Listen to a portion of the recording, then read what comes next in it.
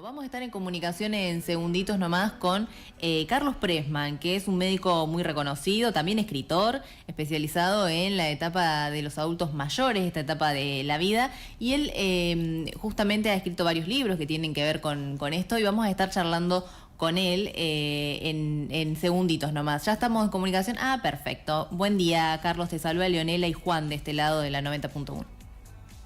Hola, Leonela y Juan. Buen día. Muy buen día, gracias por atendernos. Queríamos charlar con vos justamente de algo en lo que estás especializado, que tiene que ver con la etapa de adultos mayores, ¿no? Esta etapa de la vida, un poco cómo transitarla y primero que nada, ¿cuáles son los puntos claves para llegar de alguna manera a un envejecimiento saludable, si podemos decirlo así?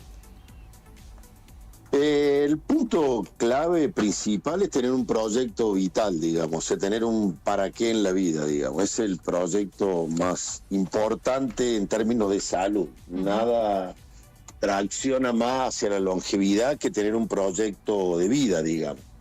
Porque eso implica el resto de las personas que nos rodean. Si uno tiene un proyecto, sea el que fuere, ¿no?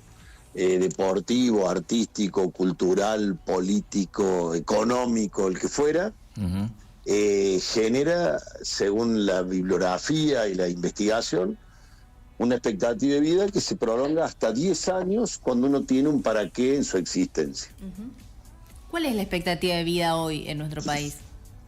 En la Argentina, para las mujeres ya está cerca de los 80 años. Ajá. Y para el máxima, ¿no? El promedio. Sí.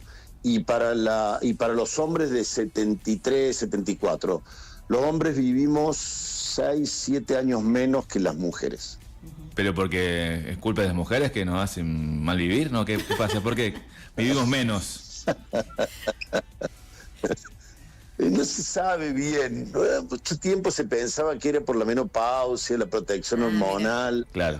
Después, por otros diferentes aspectos, aparentemente lo que hace que la mujer viva más son dos aspectos. Ajá. Por un lado, que las mujeres tienen más cultura del cuidado, ¿no? Viste que las mujeres se hacen la mamografía, van al Papa Nicolau, anda a agarrar un vago para que se haga el tacto rectal para el cáncer de próstata, ¿viste? O sea, los varones no tenemos tanto cuidado sobre nosotros, ni tampoco somos tan idóneos para cuidar a los demás, digamos. Claro. Hay algo muy enraizado en la antropología, que es que las mujeres cuidan sobre todo a los niños en las primeras etapas de la vida, y eso les da un hábito de cuidado. Y lo otro, que quizás tenga más preponderancia, que el cerebro femenino, a diferencia del masculino, es multitarget. O sea, las mujeres, por ejemplo, se juntan a tomar el té un grupo de mujeres, son 8 ex docentes, jubiladas. Y bueno, todas hablan y cada una sabe lo que está diciendo otra de todas las que forman parte de la mesa. En cambio, cuando se juntan 8 varones, hablan de un solo tema y nada más, digamos. Entonces, puesto en la escena familiar, imaginemos un domingo en Villa María, están preparando las pastas, ponele. Sí. Entonces la abuela, ¿qué hace? Está cocinando la salsa, preparando el postre, tal vez en simultáneo, mientras escucha la radio, o va hojeando un libro, y le dejaron un nieto que con la otra mano está con el cochecito. O sea, hace muchas cosas a la vez. En cambio, el abuelo, ¿qué hace? Está sentado leyendo el diario o viendo la carrera. O sea, el cerebro masculino funciona monovalente.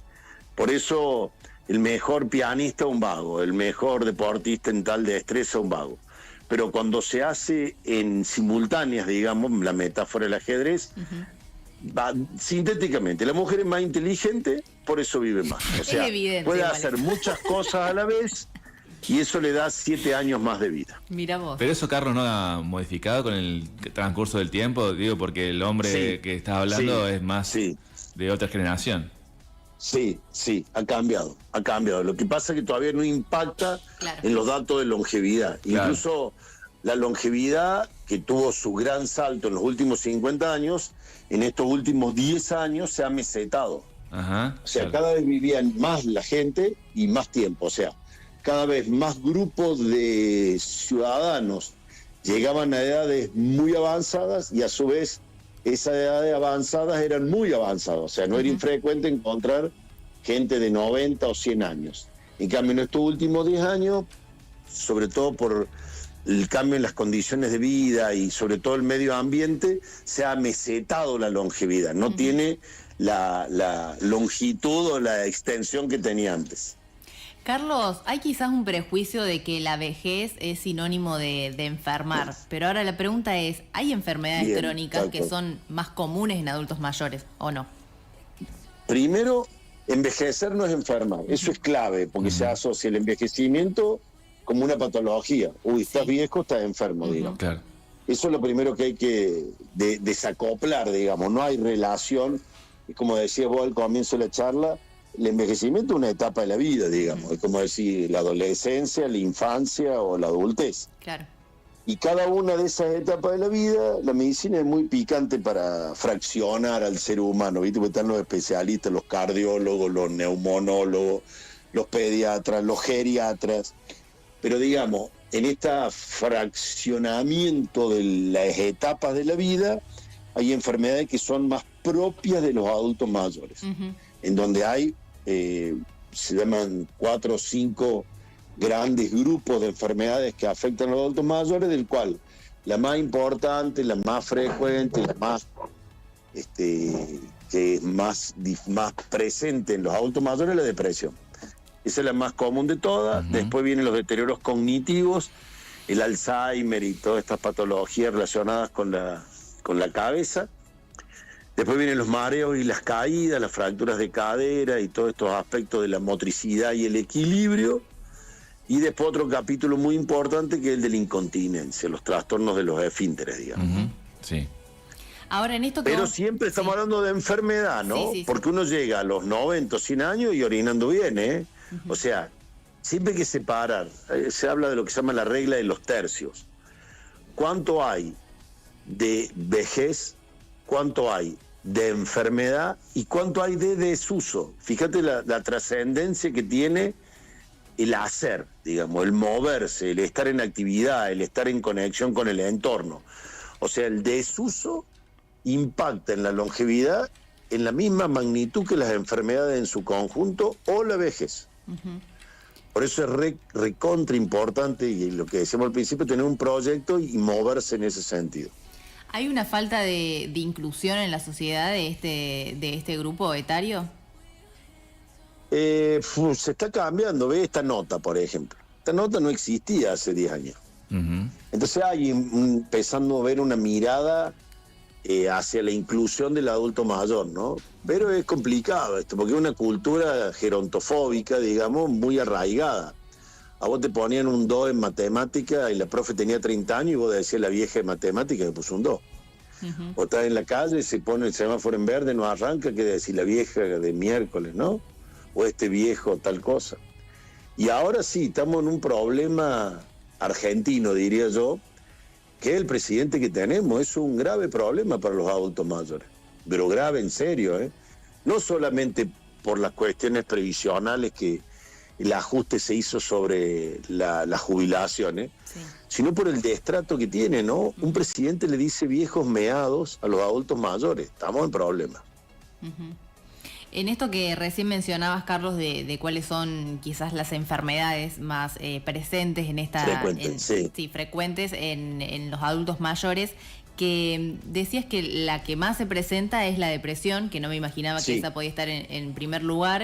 Habla también de la importancia de la salud mental, no solo en esa etapa de la vida, sino en todas. Pero digo, ¿cuáles son los signos de alerta quizás a los que deben estar atentos quienes están rodeándolo a ese adulto mayor, ya sean familiares o cuidadores? Perfecto. La percepción de soledad es el síntoma más alerta a mirar, a estar atentos. Cuando un adulto mayor se percibe solo, no que esté solo, ¿no? Porque uno puede estar solo, pero conectado con el entorno, o estar rodeado de familia o en un entorno de una residencia, rodeado de gente y estar solo. O sea, la percepción de soledad es el paso previo, te diría que a casi todas las patologías del adulto mayor y del adulto, ¿no? Te iba a preguntar, sentirse solo. Perdón, te iba a preguntar justamente por eso, porque estaba pensando, ¿cuánto incidió, crees vos, la pandemia y la cuarentena en los adultos mayores? Devastadora.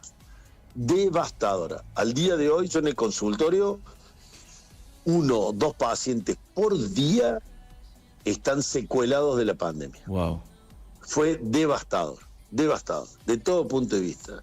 Físico, psíquico, familiar, social. En los adultos mayores fue tremendo, tuvo un efecto muy, muy traumático. Uh-huh. Por otra parte... equiparable, disculpen que vuelva, equiparable a lo que pasó en el 2024 en nuestro país. En Córdoba las cifras que tenemos, normalmente se mide cuánta gente muere por año, ¿está bien? Entonces ya está calculado, somos tantos habitantes, mueren X número de personas por año en Córdoba. Durante la pandemia hubo un exceso de mortalidad, o sea, si debían morirse 10 por año, se murieron 20. ¿Por qué? Porque hubo un virus que infectaba y que mataba. En el año 24, o sea, el año pasado, se produjo un exceso de mortalidad idéntico al de la pandemia. Ajá. Sin pandemia. Y cuando se discrimina cuáles fueron las personas que murieron en este exceso de mortalidad durante el año 2024, su gran mayoría eran adultos mayores. Esto para que dimensionemos el impacto que tiene malos aportes previsionales, restricción de los medicamentos del PAMI, restricción de los servicios, apoyo, soporte a discapacidad. Acuérdense que el Certificado Único de Discapacidad, el CUD, la gran mayoría lo tienen adultos mayores, que necesitan asistencia, pues no pueden ser independientes. Y bueno, no quiero agregar más nada de lo que estamos viendo en el área de discapacidad. Sí, claro. Sobre todo quiero hacer hincapié en un punto: la incapacidad de gestionar la discapacidad. Porque cuando uno ve las personas que son responsables de un área compleja, acá estamos tratando de desmenuzar una etapa de la vida normal como el envejecimiento, imagínense la complejidad que atraviesa la asistencia de la discapacidad. Y tenemos personas que no tienen ni siquiera formación de grado en el área de la salud. Sí. Es como si subimos un avión y lo manejo yo. Sí. Estamos en problemas. Carlos, por otra parte, cuando habías presentado aquí en Villa María años atrás el libro Vivir 100 años, predicabas... Estuvo re lindo eso. Mucha gente hubo... Qué buen recuerdo que trajiste. En ese momento en la Medioteca, y habéis predicado la belleza de la vejez. ¿Me podés hablar un poco sobre este concepto en particular? No sé si predicado, porque suena a pastor evangélico, pero no, digamos, esto que decía Leonel al principio de la discriminación, o esto de que envejecer es enfermar, ¿no? Entonces hay un patrón de éxito, entre comillas, que es ser delgado, rubio, de ojos celestes y joven, digamos, ¿no? Es un atributo de éxito y de belleza, digamos, ¿no? Entonces hay una belleza, digamos, en la experiencia, en la adultez, en los adultos mayores, que vuelven muy queribles a esas personas, a ese grupo humano. Me pasa que hay que atravesar la estética, ¿no? Y a su vez cómo nos criamos y cómo somos educados en una cultura muy, muy difícil de sostener, digamos, en términos de belleza, que es el término que utilizaste, Juan. Sí. Y bueno, yo creo que hay que encontrar estos patrones de belleza. Lo que pasa es que es más complejo y más humano, digamos, es como la música, si vos querés. Viste, la música clásica, ¿cuántos tipos les gusta la música clásica? Son pocos, pero los que le encuentran la vuelta saben cuál es el tono, cuál es la armonía o la ópera, y bueno, y van y escuchan y encuentran una belleza en donde nosotros, que no tenemos esa destreza, no la encontramos, y por ahí la encontramos en otras cosas que son más sencillas, más simples, más directas. Yo creo que la construcción de patrones culturales de belleza o de inclusión son comportamientos colectivos que devienen de lo más esencial del ser humano, que es cuidar al otro y incluir a las minorías, digamos. Porque esto es aplicable a todo, ¿no? A los viejos, a la diversidad sexual, a la infancia, a la pobreza, a la obesidad, o sea, todo lo que son grupos minoritarios que se discriminan, hay que hacer el ejercicio de que el éxito colectivo de la longevidad es exactamente eso, un éxito colectivo. No hay posibilidad de que se llegue a los 90 o a los 100 años si no estás en un marco ciudadano, claro, donde te sentís incluido. Donde podés salir a la calle y no te roben el celular, donde podés ir a comprar a la verdulería y te alcance el dinero, donde puedas calefaccionarte en invierno y refrescarte en verano.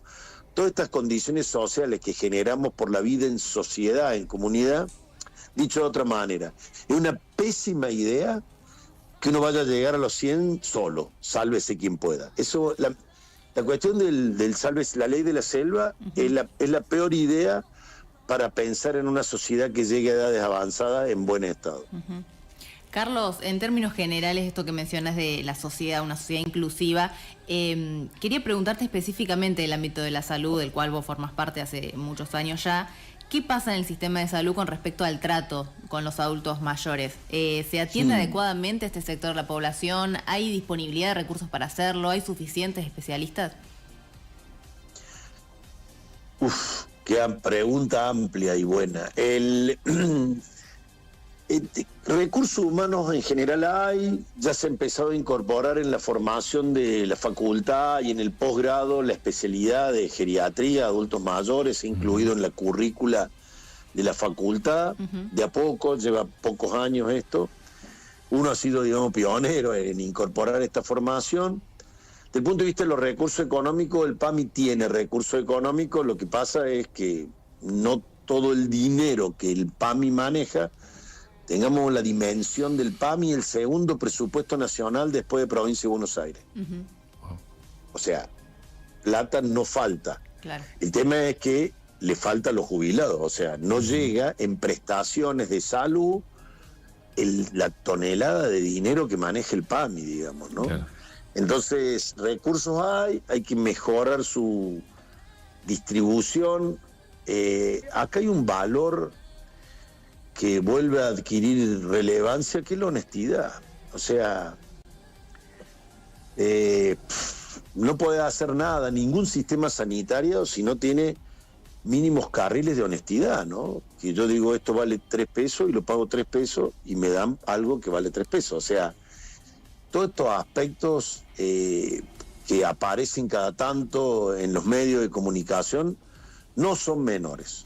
No son menores. Entonces, además de la formación, además de las prestaciones, además de la gestión, además del rumbo hacia dónde querés ir, hay un parámetro que es básico, esencial y trascendente, que es la honestidad. Carlos, te iba a consultar que justamente en los últimos estudios sobre adultos mayores se habla de que la vida se prolonga, se hace más longeva y hay menos porcentaje de natalidad, por lo cual los trabajos de cuidado a adultos mayores sería una de las profesiones más esperadas y más requeridas para el futuro. ¿Coincidís con eso, no?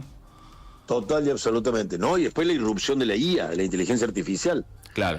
La IA reemplaza casi todo, menos los cuidados. Las tareas de cuidado, hoy en el mundo, en Europa, Estados Unidos, desarrollado, digamos, donde la longevidad es mayor, Japón, Oriente, grave problemática de personas de 85, 90, 95 que no son autoválidas y que requieren tareas de cuidado. Claro. Hoy, en Estados Unidos, todo lo que es tarea de cuidado, en donde incorporo también enfermería y esas cosas, la realizan ecuatorianos, guatemaltecos, mexicanos, inmigrantes latinos, indios, claro, africanos, y en Europa, nosotros. Hagan un paneo ustedes en Villa María y pregúntense cuántos familiares, conocidos, amigos, se fueron a laburar a España.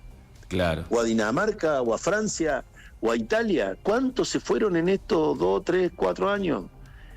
Cantidades de colegas que van a trabajar al exterior. Entonces hacemos la tarea de cuidado que los europeos no hacen.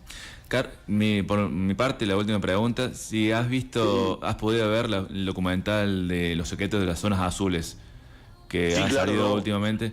donde justamente remarcan... Se llama Vivir 100 años, Vivir 100 el documental, claro. el mismo título del libro. Sí, por eso, no sé si fue anterior el tuyo el libro que el documental, así que podés pedir el copyright, pero de todas formas está muy bueno porque justamente marca cuáles serían los aspectos que llegan estas personas en diferentes partes del mundo a vivir más de 100 años.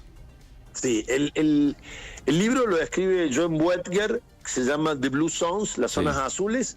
Un libro que tiene ya más de 20 años, o poco más, es de la década del 90. El tipo era un ciclista y se junta con genetistas, antropólogos, médicos, etcétera, y visita distintos puntos del planeta donde la gente vive 95, 100 años. En Loma Linda, California, está en la isla cerca de Grecia, en Ecuador. Entonces, el tipo va y mira todo. Mira. Me encantó porque la mirada que él tiene es una mirada más allá de las ciencias médicas, una mirada antropológica, social. Y después, el año pasado o el anteaño, sacaron miniserie de Netflix que se llama Vivir 100 años, que está muy bien hecha y hace hincapié en el comienzo de esta charla. Claro. No hay posibilidad de longevidad sin proyecto colectivo. Eso es trascendente, mucho más de lo que nos imaginamos. Un pequeño paréntesis doméstico. Sí. Yo acepté este convite hoy a las 10 de la mañana, ¿se acuerdan? Que les propuse a las 9:30. Sí. Porque ahora al mediodía nos juntamos con 10, 12 amigos, ¿está bien? Que nos juntamos martes al mes en un lugar a comer. Sí. Y yo no negocio nada, digamos, no cambio nada por tener este encuentro con mis amigos una vez al mes. Porque yo sé que ahí estoy jugándome en mi proyecto vital de vivir 100 años.